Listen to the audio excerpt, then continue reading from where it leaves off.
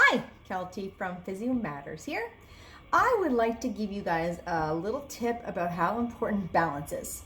It is shocking to me how many people, when I ask them, how's your balance? They say, oh, it's terrible. And I ask them, well, why is it so terrible? They're like, I don't know. It is something that unless you're working at, you're going to start to lose.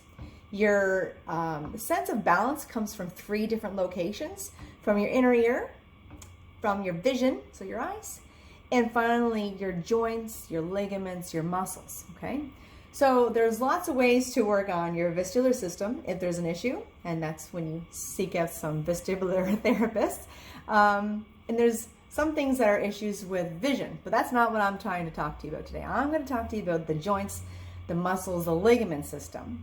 And in order to make those work really well, you have to practice them. You have to use them. You have to challenge them. And it doesn't take a lot to see if you're doing well or not. And it doesn't take a lot to get it better. So generally what we look for is when someone stands on one foot, can you stand on one foot? How well do you do it? Do you move with your hips? Do you move side to side? Do you got to touch something to get your balance? Can you do it for more than 10 seconds? Can you do it with your eyes closed, and for how long? Because you take out that visual system, it ramps up the challenge quite a bit.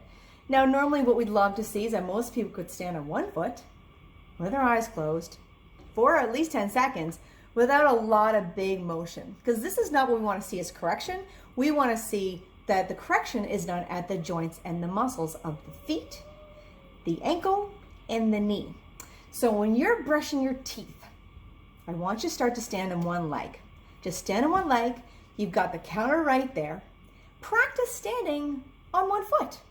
And when you're doing it, try to correct from your foot, from your ankle, and from your knee. It should never really adjust at the hips, because that's when people fall. If you're able to bend your knee a little bit and absorb some of the motion, or if you're able to rotate at the foot and the ankle a little bit to absorb some of that correction that your body's doing to stand up, that's the right way to balance. And there's a lot of confidence that builds that the brain knows about when it knows how to adjust at the feet and it knows how to adjust at the knees. And it doesn't have to do this major correction of the whole upper body, because that is when you're likely to fall over.